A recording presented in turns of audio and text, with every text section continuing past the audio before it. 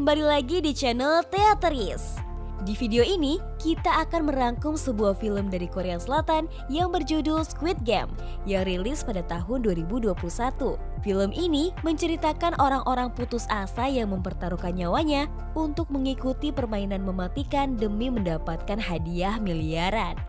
Gak usah terlalu lama lagi, langsung saja ke alur ceritanya. Film dimulai dengan memperlihatkan sekumpulan anak-anak di Korea yang sedang bermain suatu permainan yang disebut sebagai permainan cumi-cumi atau Squid Game. Dinamakan demikian karena arenanya yang berbentuk seperti cumi-cumi. Dalam permainan itu, tim akan dibagi menjadi dua kelompok, tim penyerang dan tim penjaga. Begitu permainan dimulai, penjaga bergerak dengan dua kaki di dalam garis, sementara penyerang hanya boleh bergerak dengan satu kaki di luar garis.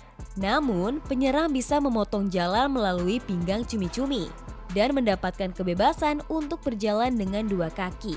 Kondisi itu disebut inspektur rahasia. Jika sudah siap, para penyerang berkumpul di bagian mulut cumi-cumi. Untuk menang, para penyerang harus menginjakkan kaki di bagian kecil kepala cumi-cumi.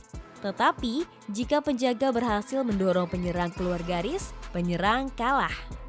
Lalu latar berubah menjadi di sebuah rumah.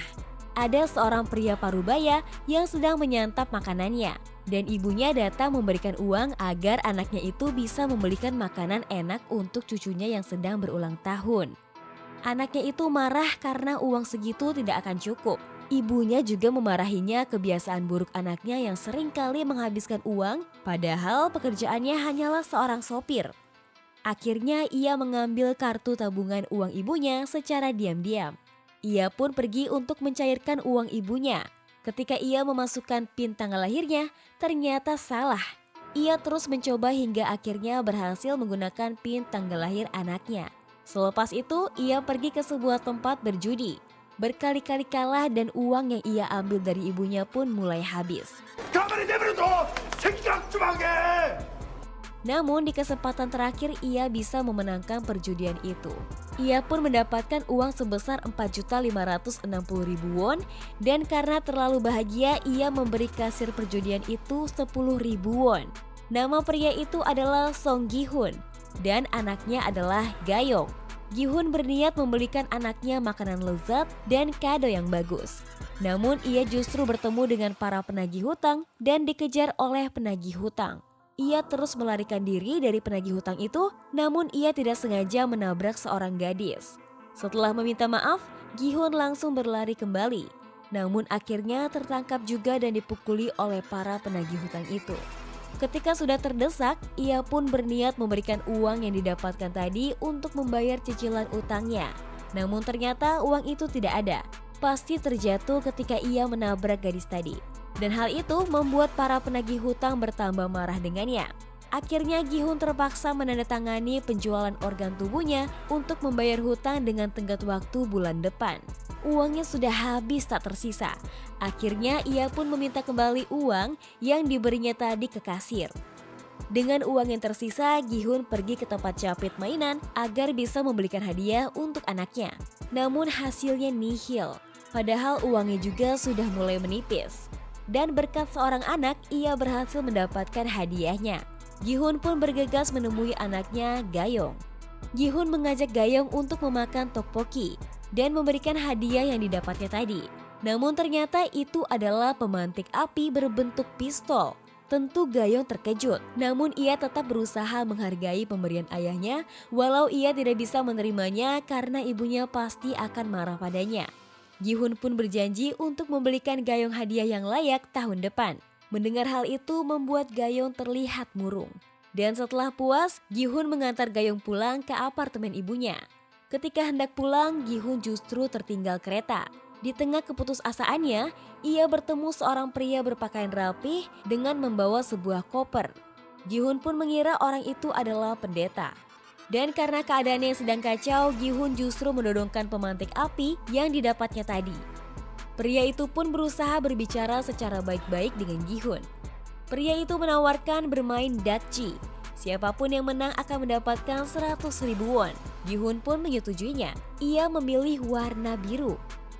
Mereka bermain namun Gi-hun selalu kalah. Karena kalah dan tak punya uang, ia harus ditampar oleh pria itu sebagai gantinya.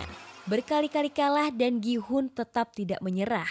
Dan pada akhirnya perjuangannya membuahkan hasil, ia berhasil menang dan mendapatkan uang. Setelah pria itu mengajaknya untuk bermain permainan yang lebih besar lagi dan dengan hadiahnya yang lebih besar pula, namun Gi-hun menolaknya. Beberapa saat kemudian, Gi-hun pun terkejut ketika pria itu menyebutkan asal-usulnya. Gi-hun kaget ketika pria itu ternyata tahu banyak tentangnya, bahkan tentang hutang-hutangnya. Di tengah kebingungannya, pria itu memberikan sebuah kartu. Di depan kartu itu ada lambang segitiga, kotak, dan lingkaran. Di belakangnya ada sebuah nomor ponsel. Gi-hun pun pulang ke rumah dengan senang. Ia membeli ikan makarel untuk ibunya juga dan memberikan uang saku untuk ibunya. Ibunya yang kebingungan menuduhnya berjudi dan mencuri.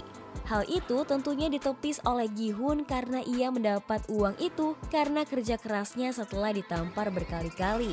Ibunya memberitahukan bahwa Gayong akan pergi ke Amerika bersama ibu dan ayah tirinya. Ternyata itulah yang membuat Gayong murung tadi.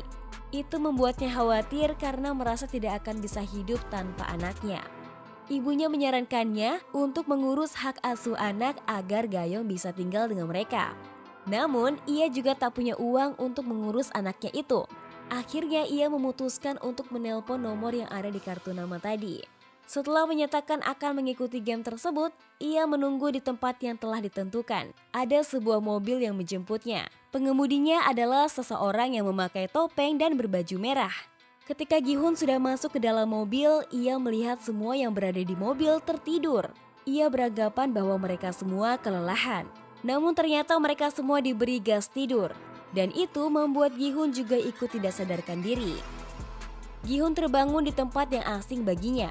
Ia juga memakai baju yang bukan miliknya. Ia memakai pakaian seperti pakaian olahraga. Di sana juga ada banyak orang yang baru terbangun sama sepertinya. Kegiatan para pemain itu dikontrol oleh staf bertopeng berpakaian serba merah. Dan ada juga makhluk bertopeng yang memakai pakaian serba hitam. Sepertinya itu adalah pimpinan mereka. Gi-hun dan orang-orang di sana tentu kebingungan dengan apa yang sebenarnya terjadi.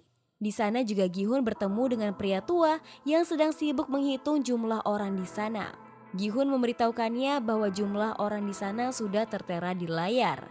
Pria tua bilang bahwa ia sudah mengetahuinya. Ia hanya berhitung karena menurut dokternya, berhitung bisa mencegah demensia. Gi-hun bertambah bingung mengapa pria tua itu ada di sana di usianya yang rentan terkena demensia. Pria tua itu mengatakan ia ikut permainan itu karena hidupnya tidak akan lama lagi, karena ada tumor otak di kepalanya.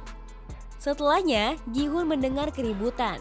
Ternyata ada seorang preman yang sedang berkelahi dengan seorang gadis. Dan gadis itu adalah gadis yang mengambil uang Gi-hun. Gi-hun menghampirinya dan meminta uangnya kembali. Dan hal itu membuat preman itu marah. Gi-hun dianggap mengganggunya. Gi-hun pun ketakutan karena badan preman itu yang besar dan juga kuat. Di tengah keributan datanglah sekelompok staf bertopeng berpakaian serba merah.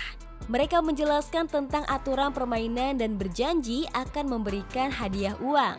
Para pemain tidak begitu saja percaya karena bahkan mereka saja dibius dan barang pribadi mereka diambil. Para orang bertopeng itu memberikan penjelasan bahwa itu demi kerahasiaan game dan barang mereka akan dikembalikan ketika game selesai. Para pemain juga bertanya-tanya tentang mengapa orang-orang itu memakai topeng. Dan mereka menjawab lagi-lagi demi kerahasiaan agar identitas staf tidak diketahui. Hal itu tidak memuaskan pemain. Akhirnya staf bertopeng itu memberitahukan tentang identitas para pemain di mana mereka semua mempunyai satu kesamaan yaitu mempunyai hutang dengan jumlah yang besar. Staf bertopeng itu juga menjelaskan bahwa para pemain itu mengajukan diri secara sukarela ke permainan ini, bukan karena mereka memaksanya. Staf bertopeng itu akhirnya memberi mereka pilihan untuk tetap bertahan di sana dan melakukan permainan untuk mempunyai kesempatan besar untuk menang atau kembali ke kehidupan nyata mereka yang dikejar-kejar penagih hutang. Staf itu juga memberitahukan bahwa jumlah uang akan terkumpul di sebuah celengan besar yang tergantung di sana ketika tiap permainan selesai. Akhirnya para pemain menandatangani perjanjian permainan. Ada 3 perjanjian permainan. yaitu pertama, pemain tak diperbolehkan berhenti bermain. Kedua, pemain yang menolak bermain akan dieliminasi. Ketiga, permainan dapat dihentikan jika mayoritas setuju. Permainan pertama pun dimulai. Para pemain keluar dengan mengikuti staf yang ada. Para pemain sampai di tempat bermain. Di sebuah lapangan besar dan di ujung ada sebuah boneka besar. Di sana Gi-hun bertemu dengan Sang-woo, temannya sejak kecil yang menjadi kebanggaan daerahnya karena berhasil masuk ke universitas ternama di Korea. Namun ternyata ia di sana juga karena terlilit hutang. Permainan pertama dimulai. Nama permainannya adalah lampu hijau, lampu merah. Semua pemain dapat bergerak jika penjaga berteriak lampu hijau. Dan para pemain harus berhenti ketika penjaga berteriak lampu merah. Dan siapapun yang bergerak akan tereliminasi. Dan mereka semua harus bisa melewati garis dalam waktu 5 menit. Permainan dimulai. Ada 2 orang yang sengaja bertaruh untuk adu cepat. Namun salah satu dari mereka tereliminasi karena bergerak. Para pemain kaget karena itu adalah suara tembakan. Di lampu hijau berikutnya, orang yang bertaruh dengan tereliminasi tadi melihat sendiri bahwa orang itu telah mati tertembak. Karena ketakutan ia pun lari. Ia akhirnya panik dan tertembak juga. Darahnya terkena wajah orang di belakangnya.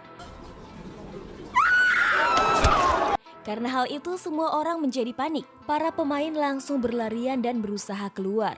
Namun hasilnya nihil. Mereka yang ketakutan akhirnya tertembak mati. Dan mereka yang bertahan melanjutkan permainan. Semua orang ketakutan dan tidak berani bergerak. Namun pria tua dengan urutan 001 dengan percaya diri terus bergerak. Dan itu diikuti oleh yang lainnya. Gi-hun yang tertimpa orang yang tertembak tentu panik. Sang-woo berusaha memberitahukannya bahwa jika seperti itu terus, ia akan tertembak juga. Akhirnya Gi-hun pun bangkit dan mengikuti cara Sang-woo dengan berlindung di balik badan orang. Namun ternyata orang di hadapan Gi-hun juga tertembak mati. Dan hal itu membuat Gi-hun panik. Ketika hendak berlari, kaki Gi-hun ditahan oleh seseorang yang telah tertembak. Ia meminta pertolongan Gi-hun. Gi-hun yang panik karena waktu yang mepet langsung berlari meninggalkan orang itu. Waktu terus berjalan, pemain yang bertahan semakin sedikit. Dan di tengah waktu yang semakin sedikit, Gi-hun hampir terjatuh. Untung saja ada seseorang yang menahannya agar tidak terjatuh. Walau Gi-hun harus menahan lehernya yang tercekik jaketnya sendiri, ia sangat bersyukur bisa selamat. Akhirnya, Gi-hun dengan orang yang menyelamatkannya itu pun berhasil lolos. Dan orang-orang yang tidak bisa mencapai garis eliminasi alias mati. Setelah permainan berakhir, langit-langit itu ditutup. Sepertinya tempat permainan itu ada di sebuah pulau terpencil yang tempatnya sangat rahasia.